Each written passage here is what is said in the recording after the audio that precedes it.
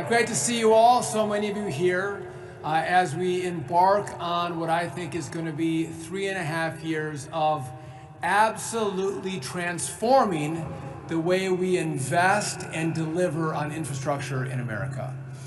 Before I start, I just do want to give a special recognition and shout out to the Texas DOT. Many of us, if we watch the news, we've seen the tragedy of the flooding in Texas. And I know that everyone's hearts and prayers are with the families who lost loved ones. But from our perspective at DOT, it's not just the emotional side. We are going to partner with Texas DOT to make sure we do our part as they go through the rebuild in Texas. And by the way, as all of you from your states have issues like that, we promise and commit to partner with all of you as we deal with disasters that are unanticipated. Listen, this is an exciting time. This is an exciting day. One, this is the first time we're bringing everyone together. By the way, this is the first of many that we want to do. It might not be as big of a group. We might do smaller group settings, but we want to have a conversation. You're going to hear from Congress later. You're going to hear from us. We want to hear from you. It's the partnership that all of us have together that are going to make the success of the next 3.5 years a reality. And I think this is unique in that you have, again, fully engaged Congress, you're all engaged, but what's unique is we have a president who actually cares about our department. He cares about building. It's great, yeah.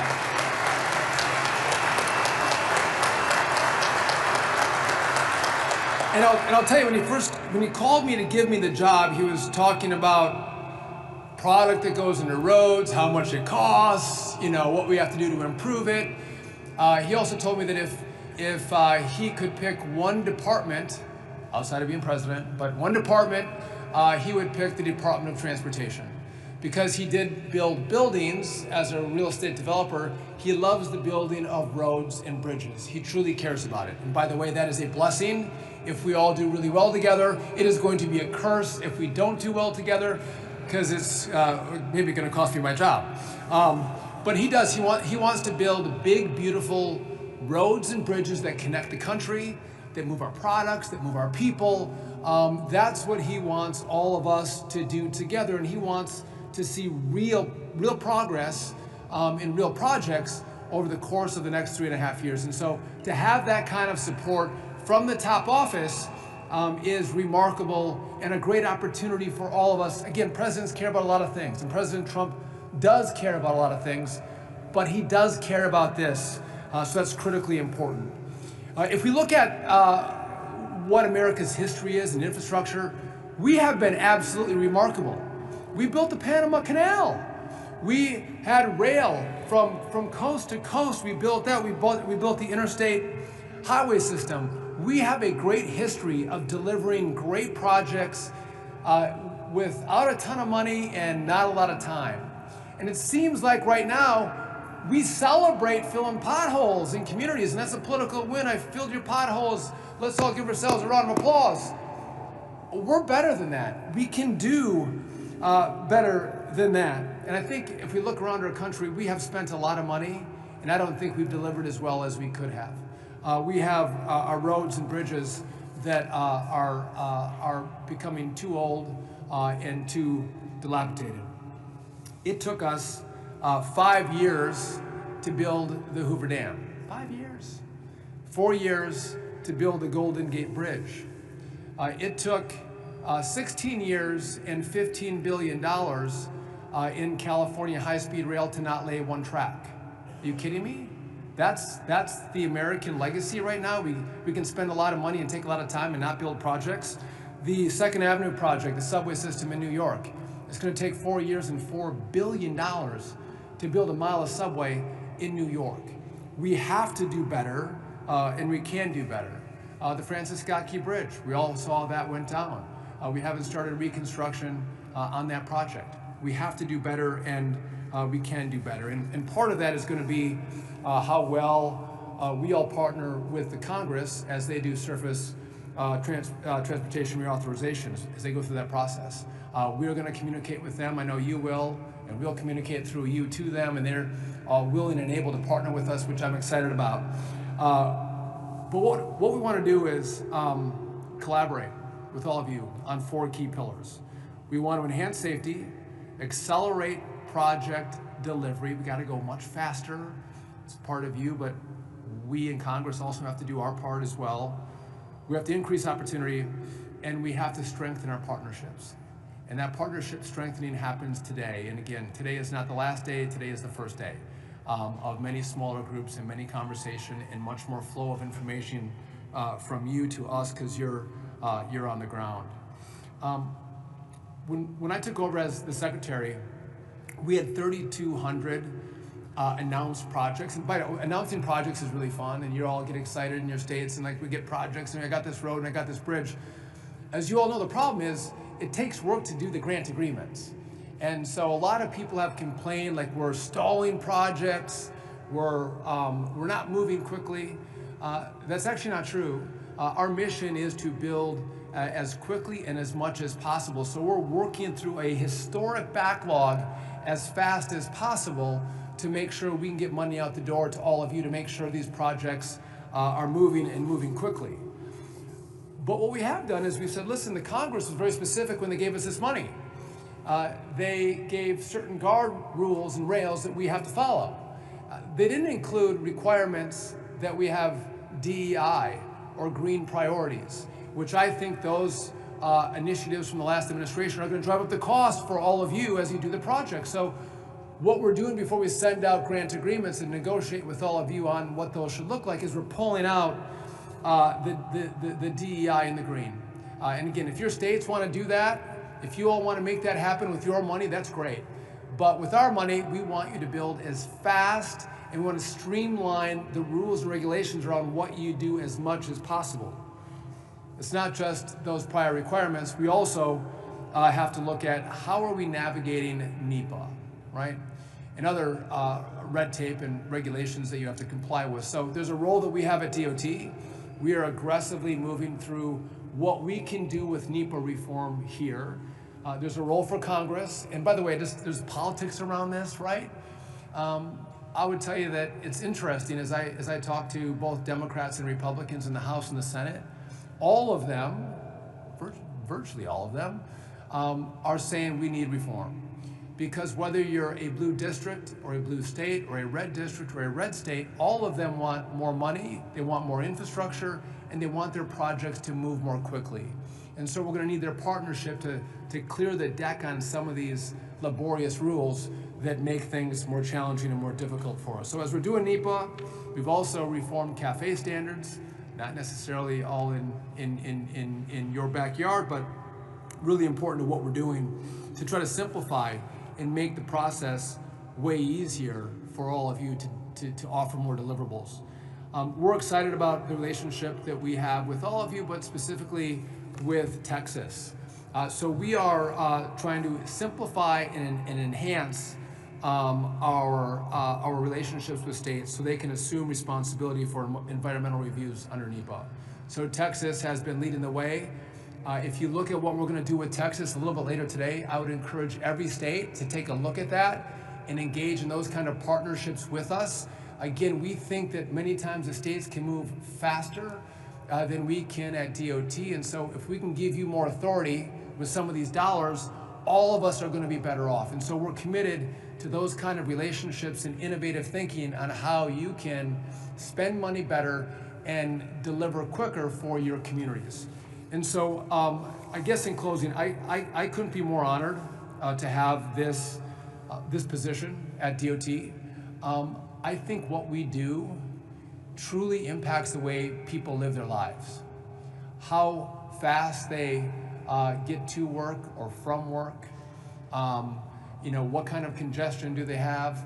Are their planes delayed? Are they canceled? How people move, and we saw during COVID how products move, depend on how well we execute and deliver on the money that the taxpayers have given us. And so we are truly in a space that impacts people's lives. And I think we can do a better job together. And I don't know that there's always, again, this flow of information from you're on the ground. You're the smartest people in this space. We need to take your ideas, so we need your partnership. And that's what this is about today, is the partnership that we are going to build together and communicate back and forth from us to you and from you to us. And again, I want to thank you all for being here. I want to thank you for all your engagement. I couldn't be more excited about what we're going to do, how we're going to deliver, and how we are going to engage and deliver the golden age of transportation to America, with all of us working together and partnering together. And with that, thanks for being here, and I look forward to all the work we're going to do today and in the future. God bless you, and thank you so much.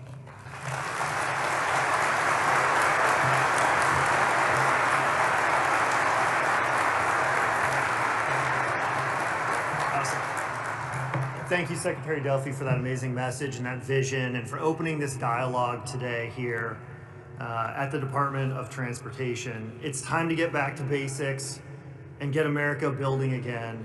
We all share the same goal of making our nation the surface transportation system that's best in the world. And now it is my great pleasure to introduce our next speaker, who I worked with in the first Trump administration, the former General Counsel and current Deputy Secretary at the U.S. Department of Transportation, and a personal friend, Steve Bradbury.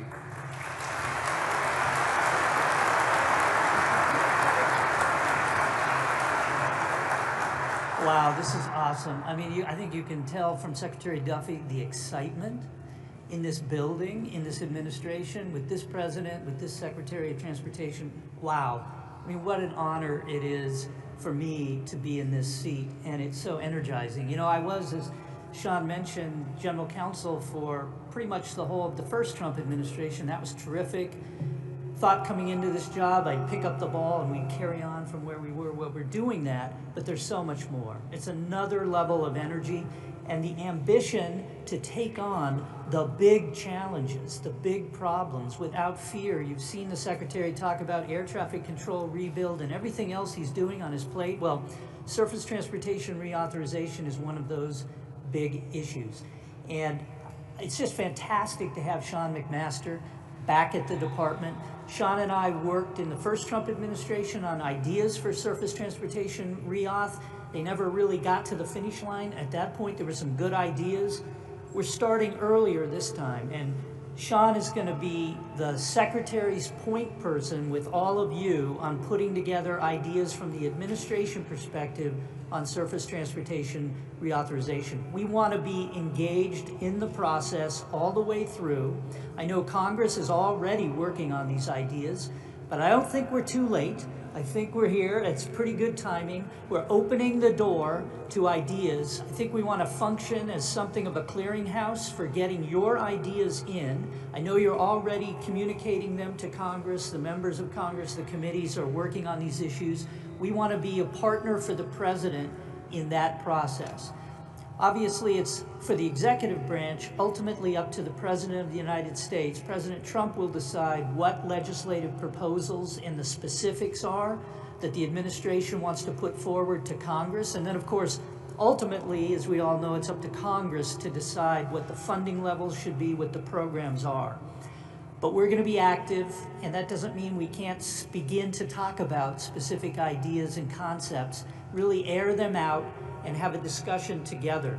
So you've already heard the Secretary lay out some of the broad theme priorities that we see going into the process. It's really, as Sean McMaster mentioned, a back-to-basics approach on traditional surface transportation reauthorization. And that means we really want to fund those projects that are important for the nation, for our economy, that have national importance. And we don't want to see distracting social justice requirements in there. We don't want to use infrastructure funding and programs to try to force an artificial transition in energy that is going to ruin the economy of the United States. Instead, back to basics. And the emphasis will be on safety, as the Secretary said, transportation safety. And that means we need to drive those numbers of fatalities down. We need to build new bridges and rehabilitate those aging bridges in the United States. We need to expand and improve our highways and make our interchanges safer. We need to protect the workers on the highways from interactions with traffic. We need to move forward to a reliable framework for autonomous vehicle development in this country, because ultimately that autonomous vehicle technology has the real promise to drive those fatality numbers down toward zero. We also want to fund truck parking for our truckers in this country, a critical need for safety in the United States. Also, the Secretary talked about permitting reform, streamlining that, it's project delivery. None of it makes any difference unless we deliver on those projects. And that means Congress can step in and take more significant action toward NEPA reform. We, believe me, in the Trump administration, we are doing everything we can to reconsider NEPA, all the requirements, streamline them, and get the process moving. We're also trying to improve our own efficiency internally on project delivery. But Congress has a significant role. We need some statutory exclusions and exemptions from some of these requirements for projects that the people need for safety, to improve quality of life for the national interest. And I think all of you in this room understand that. Also, opportunity. The projects we deliver are not just, I know there's a lot of stakeholders in this room, from the building industry, from the trade unions, the state DOTs, you all have an interest in getting federal support for projects that are important to you. But it's not just the people in this room that we're talking about. The projects that we will deliver support the economy and prosperity of the entire nation. Every American benefits from strong, resilient, durable transportation infrastructure. It's what the economy rides on, and that's a national interest. Finally, we really want to emphasize partnership with our states, with our state DOTs. We want to give state DOTs greater flexibility. We want to reduce the number of programs, the number of strings and conditions that are on the money that you administer, because you know what's happening on the front lines and what the people of your states and localities really need. So as part of this process today, what we're announcing is we want to be a clearinghouse for ideas. So today we're publishing a request for information for ideas on surface transportation reauthorization. So I know a lot of you are supplying ideas, sending ideas into Congress. We want to collect your ideas too. We're putting our thinking caps on with Sean and his team, focusing on what we think are great ideas, but we want to hear from you. We want to hear from the states. We want to hear from the building industry. We want to hear from the trade unions. We want to hear from every citizen interested in surface transportation reauthorization.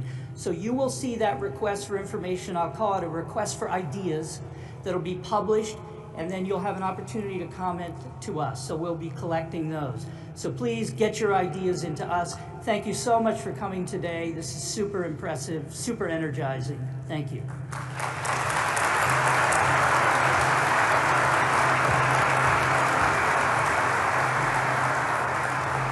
Yeah, thank you, Steve, for those energizing words and further outlining some of the priorities here at the department. Like he said, your input is going to be critical for us to properly contextualize all of the changes we all want to see to make our transportation infrastructure the envy of the world. And now I'd like to introduce our next speaker. Please join me in welcoming the Missouri representative from the 6th Congressional District, chairman of our House Transportation and Infrastructure Committee, where he leads the House's efforts on all modes of transportation. Transportation Chairman Sam Graves.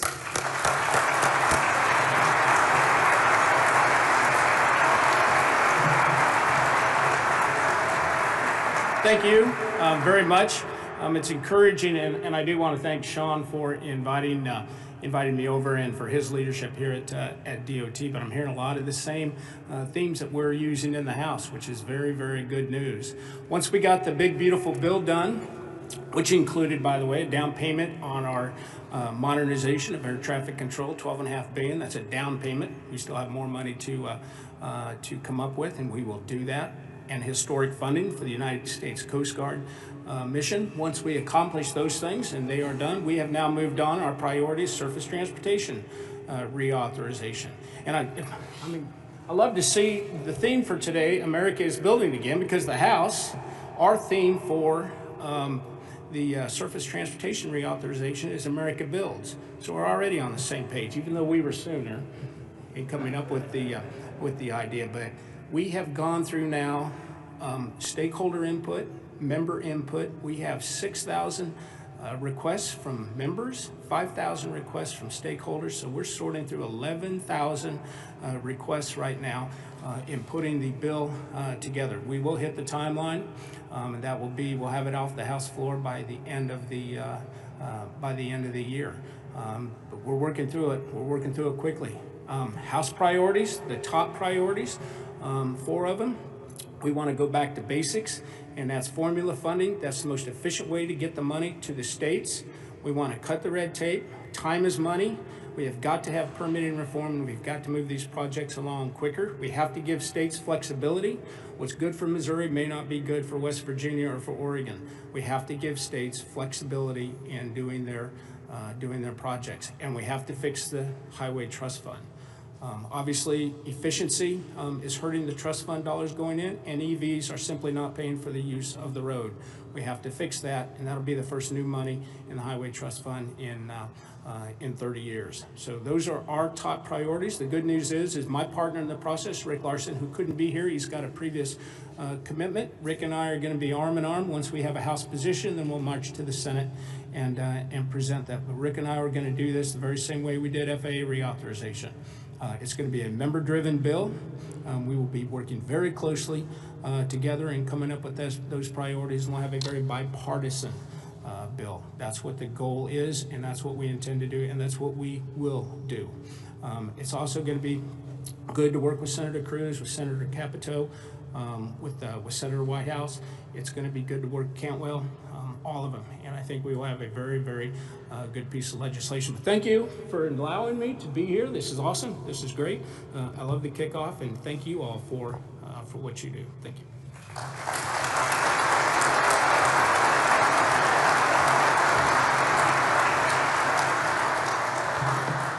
Thank you, Chairman, for those kind words. We expect to move fast to try to keep up with your aggressive time frame for reauthorization. Now I'd like to turn to